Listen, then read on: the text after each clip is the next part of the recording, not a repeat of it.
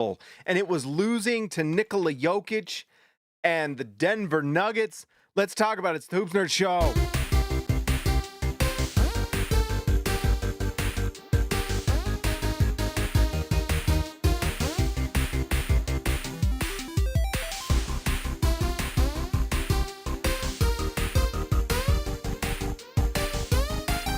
All right, guys, like the video, subscribe to the channel if you're new here. If you're on Twitch, obviously, give me the follow and maybe even a sub. I'm looking at doing sub-only chat because we got member-only chat on YouTube, so we may do sub-only chat. And so we'll see. So if you prefer Twitch, we may go that way. And then finally, if you're on the podcast, make sure that you give a 5-star review. I would appreciate it. I would really appreciate you guys using the Spotify because it's growing. It's like the only platform in podcasts that actually like helps things grow organically. Apple Podcasts is annoying that way. They just are dumb. But anyways, all right. So the Utah Jazz had to tank to lose to Nikola Jokic and the Denver Nuggets.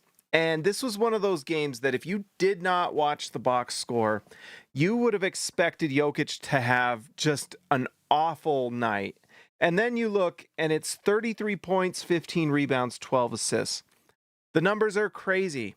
But I tell you what, they feel very, very thin after this one. Utah had to do everything to just lose this game. This Nikola Jokic performance was one of the worst I've ever seen. He just does not guard at the rim. It's wild. We'll watch some plays at the rim. I might look at some Cody Williams buckets, but it's wild. There is a reason that this Nuggets team, in fact, I kind of want to look at it. I was going to look at the games coming up, but we're going to go look at just because I'm curious. Let's not scores. Let's go to stats, and we're going to go to team stats. And we are going to look at advanced regular season. So this is just defensive rating. So number 1 defense in the NBA, Oklahoma City Thunder, back on top over the Pistons. Not surprising. For the season, this Denver Nuggets team is now the 21st defense in the NBA. And I gotta say, it's Jokic related. He does not protect the rim at all. And one of the cornerstones of good defense is being able to protect the rim. So he has to be just all world offensively, which he is. He is. But that defense is so bad. And there were times by the end of this game, you could tell Jokic was exhausted. I've never seen Jokic's touch off like it was tonight. To end the game, he missed 2 free throws. He missed like 3 bunnies at the rim, which feels just like insane. He just does not miss those. And tonight, like those 3 misses, I swear they were all at the end of the game. It was wild. I'm not, and maybe they turn it on during the playoffs, but I have not been impressed with the Nuggets, at least this second half of the season, especially post-injury for Jokic. He's just completely out of shape. And you could just see it tonight. I mean, he just does not have the legs. It's crazy. And they didn't have Jonas Valanciunas playing. I don't know why. I don't know why. I don't know if he's out for injury right now or if they're giving him rest or what. But it seems like he would have been helpful for them off the bench. But maybe not. Maybe he's been bad lately. I don't know. Let me know, Denver Nuggets fans. But I just was so unimpressed with the defense tonight from Jokic. It's just, and it does feel like this whole team, this whole Nuggets team is taking on that mentality. When your best player is just kind of standing flat-footed in the middle of the paint and doesn't move and barely even tries to like even block a shot, just doesn't care, it seems like, or is just too tired to care. It's hard to always be the one like being blamed if you're not defending well enough. And it seems like over time, some of these other guys are just not, I don't know. I thought this Denver Nuggets team was looking a lot better at the beginning of the season. Not now. Not now. I don't know. And maybe they just turned it on in the playoffs, but it took a great night from Tim Hardaway Jr., 21 points. Jamal Murray, who definitely deserves at least second team All NBA and All Star, obviously, but 31 points. He was great. 14 assists. I mean, the Nuggets won this game because of Jamal Murray. Full stop. He was hitting threes, those multiple threes to end the game. He has been just elite this season. It's been the best Jamal Murray season of his career, I'd argue, at least regular season. We know that there's been seasons in the past in the postseason where he's gone nuclear, but this has been hands down, in my opinion. I mean, maybe Nuggets fans disagree, but he's been just to me, it's been his best season. So, anyways, we'll see what this Nuggets team can do, but it took everything they had to beat this Utah Jazz team that, they're not putting out their best players every night. We still have some good players out there, and it's incredible to see the growth from the Jazz, but man, not impressive stuff from Jokic and the Nuggets. It was impressive from Jamal Murray, though. All right, well, let's get into this. So, Utah was lucky that Ace had an off. It's 2 games in a row where Bailey, his 3-point shot's been off. And tonight it was off 15 points. If Bailey's 3-point shot is hitting tonight, Utah wins this game pretty easily, to be honest. They were just scoring and running, and they know how to play this Denver Nuggets team. This Jazz team barely plays with a center. Kyle Filipowski plays the center. He's not a center, but he plays well against this Nuggets team because he just drives, and Jokic is just hapless in the paint, and so Filipowski just scores. It's crazy. And so, yeah, it's crazy stuff. Hey, Tyrone, we got you on the Twitch. That's awesome. 8 more games left. That is right, Nuggy. But anyways, so, yeah. But Bailey was hitting the inside shot, and I really liked that he was kind of calling for the ball at the end of the game. Felt like there's some confidence really growing with him. He's not as tentative as he was. That's kind of the name of the game to me for Bailey and Williams. They're just not tentative now. This stretch of tanking, a lot of Jazz fans may not be watching right now.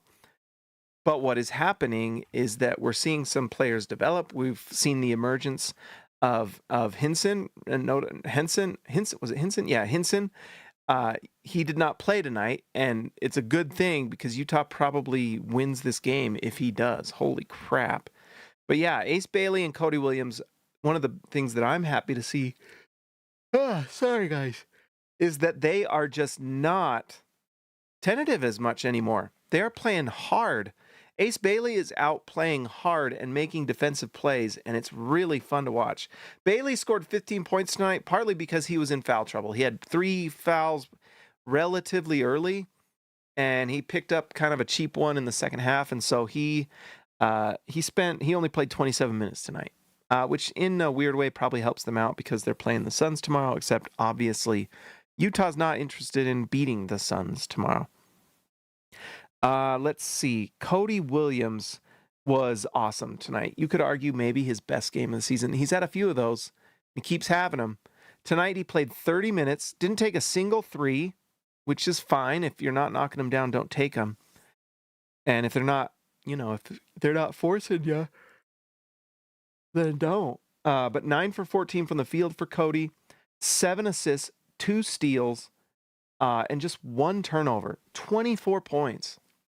If I told you last season, at the end of the season, like if we were at where we are now season-wise last year, and I told you that Cody Williams is going to have a game late in the season where he looks confident, shoots 64% from the field, 24 points, 7 assists, 2 steals, and gave the Nuggets everything they could handle, I mean, you'd be excited. There was 1 bucket at the beginning of the game. In fact, let's see if they load these up. Oh boy, there we go. Thank you, NBA. Good job. Good job, NBA. Bad job to Adam Silver, but good job to everyone else. No! I just praised you. Just praised you, NBA. And look what you do. No, it's not available yet. Put up the video. But anyways, I wanted to show that because we want to see. Oh, here. Oh, man. Let's see. Maybe they'll show an Ace Bailey. Or a Filipowski? No, we might not get video tonight. Dang it. Come on, who's not spending their Friday night making sure this happens? Come on. Well, dang. But anyways, I wanted to show because there was one play where Cody Williams kind of used his shoulder to create space, and I don't know if I've seen Cody Williams do that, where the player drives into the paint, puts his shoulder into the player guarding him to create just a little bit of space, and then that little floater, and it's like, oh, that's a new shot for Cody Williams, and that's another thing he can do. Because what we've kind of seen from Cody Williams is that when he has a straight line drive, he's been fantastic this year. He has really learned how to get those straight line drives. He's cutting really well. He had a bunch of buckets tonight, just cutting and getting passes. Like Filipowski did a great job assisting the ball tonight, 5 assists. But some of those were to Cody Williams, who was cutting to the basket and just finishing quickly. It's great. But what I loved is that he's doing stuff with the ball in his hands and he's not afraid. So there's just so many positive things going on right now with the Jazz during this tank, and it's exciting stuff. Cody, anything else with Cody? 6 for 7 from the free throw line, also a great sign that he's drawing fouls. So very, very, very good. Filipowski had to sit in the fourth quarter because Jokic couldn't guard him, and I'm not even exaggerating. Like sometimes I'm a little trolly with my Jokic stuff. Not this. Jokic could not handle Kyle Filipowski. Could not handle him. Filipowski was 11 for 17 from the field, 8 rebounds, 5 assists, 25 points. I mean, every one of these Jazz starters had pretty good offensive nights. Look at that. Cody Williams, 64% from the field.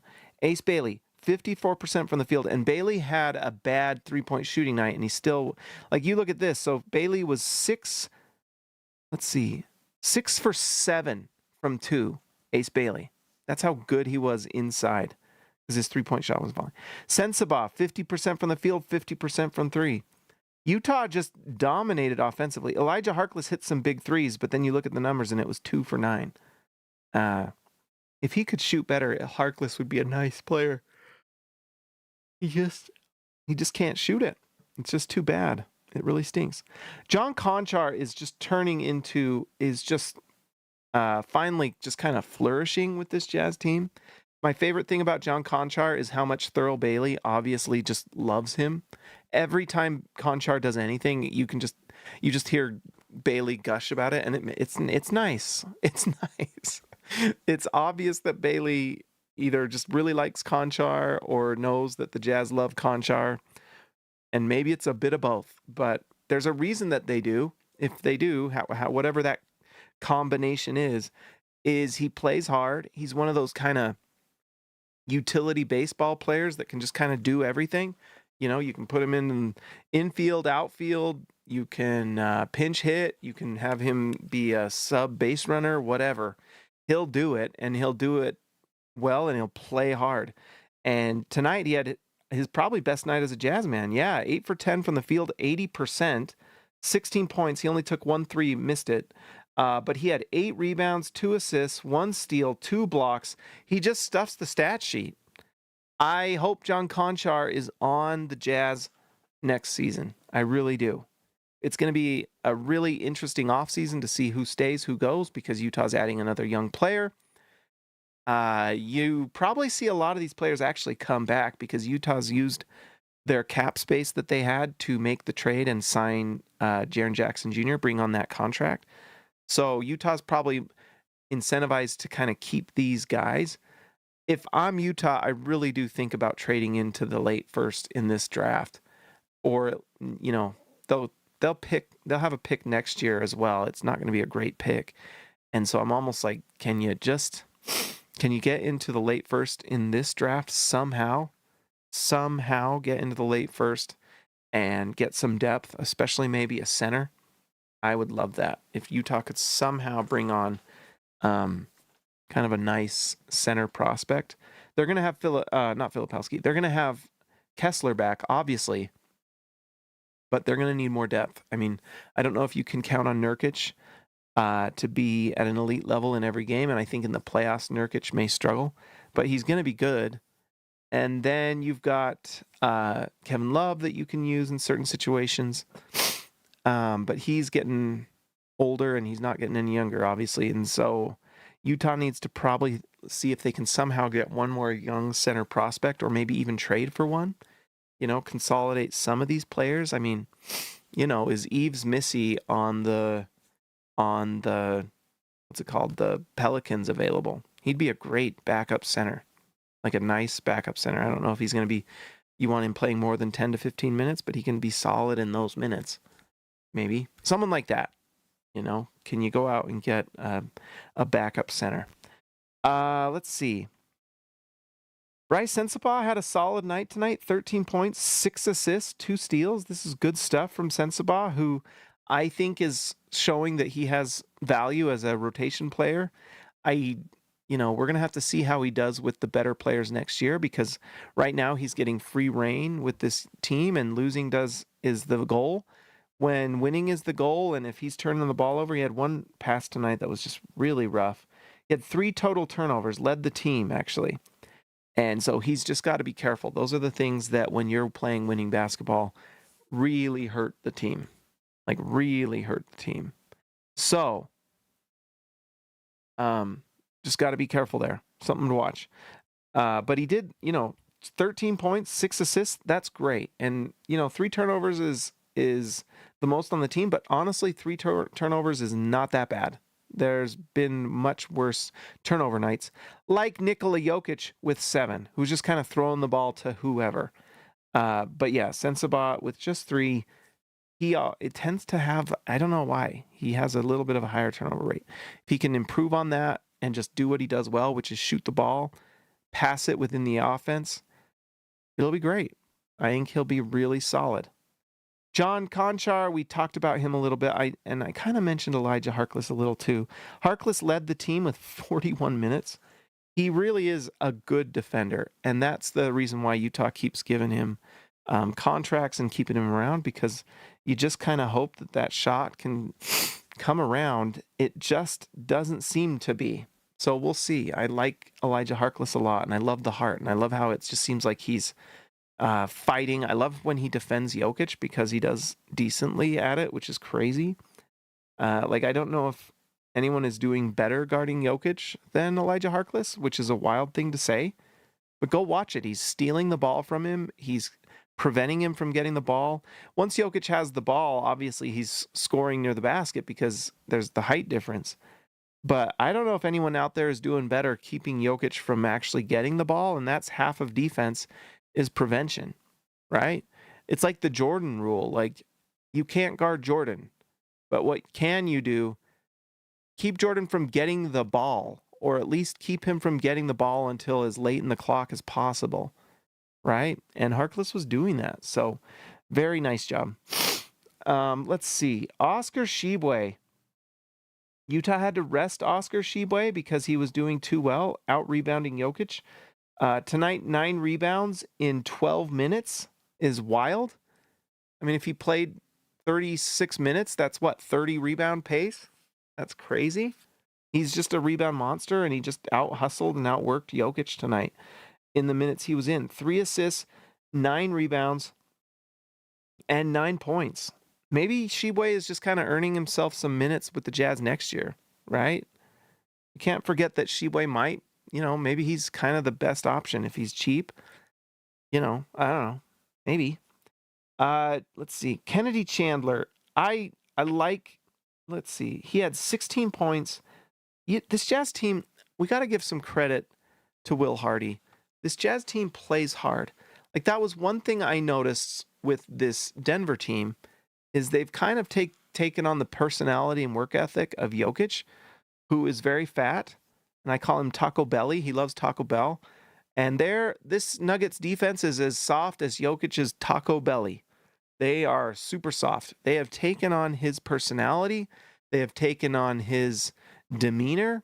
And it's whiny and it's lazy. And it's just like, I'll turn it on when I need to and not the whole game. And so it shouldn't be a surprise that defense is bottom 10. But what I like about this Jazz team is they play hard and they play well. doesn't matter. Like, Kennedy Chandler comes in, plays 29 minutes, and scores 16 points with 7 assists. Right? That's wild. 1 steal, defends hard. I am so excited to see what Will Hardy does with this team next year and how good they can be trying. It's going to be, wild. And if the Jazz win the lottery, they will win a championship. No pressure, basketball gods, to give us a top pick. No pressure at all. But if we do, we're going to take advantage. Bezem Bang saved the day for the Jazz. He came in and went and promptly became a minus 16, and it helped a lot. Utah was on the way to winning this game, guys. They were up by like 14 at one point in the fourth quarter. It was getting a little like, what the heck? And then Ace Bailey was taking threes, and I was just like, he's gonna knock these down, and this game is gonna get out of hand. At a certain point, you get such a big lead that they can't do anything about it. But Bez and Bang, we got to give credit and thanks to Bez. He helped the tank tonight, gets the tank award. Shout out to Bez and Bang. And that's not he's had some nice moments, and he plays extremely hard, and I'm sure Utah's going to keep him in the system a little bit. But thank you, Bez. You helped out immensely. It meant a lot. So when I talk about that, let's go to Tankathon here. Utah, let's refresh just to make sure everything's up to date. Did Washington end up winning? Yes, they did. Wait, is this game over? No way. Washington won their last game, and they're about to win this. Well, they're down 3, probably going to lose. No way. If Washington wins, that would be hilarious. They're probably not. It makes me want to turn it on and watch it. 11 seconds left. Wizards. Oh, wow. Will Riley. Look at that. All right. Anyways. Yeah, my gosh. Come on.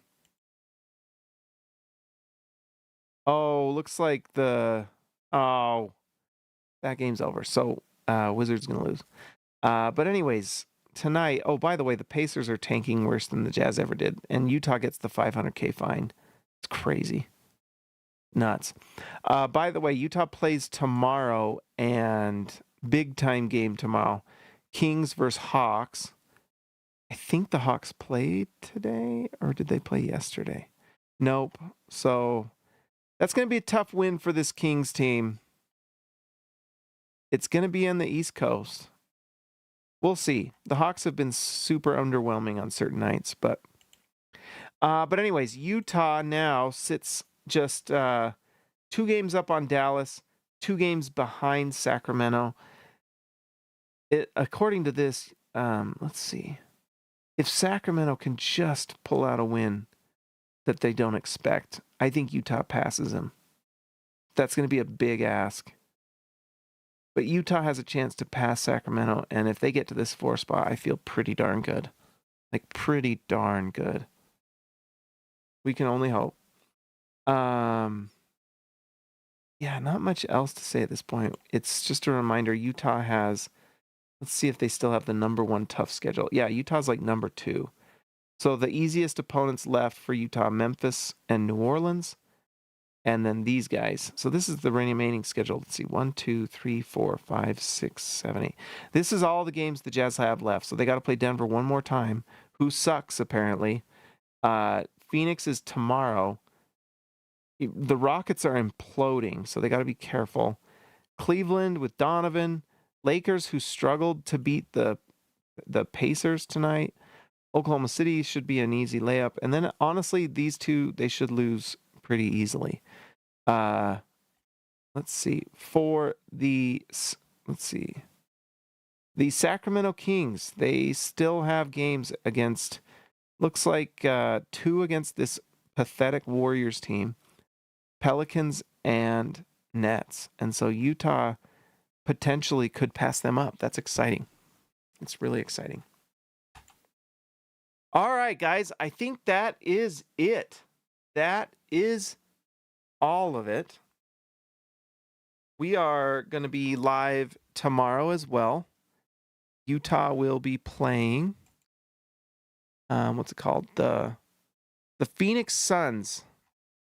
Let me pull up the music here.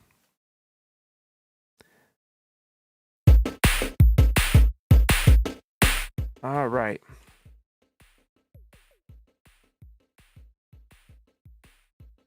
Why am I not hearing that? What's going on?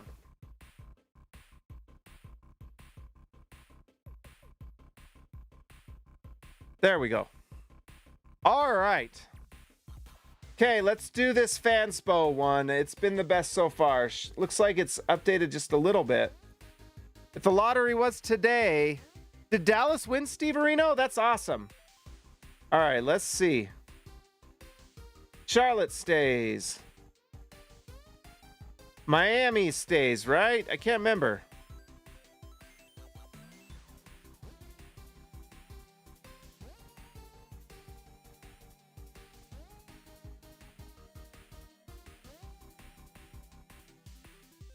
I don't know what's going on with my headphones. Oh, Jazz drop again. Dang it.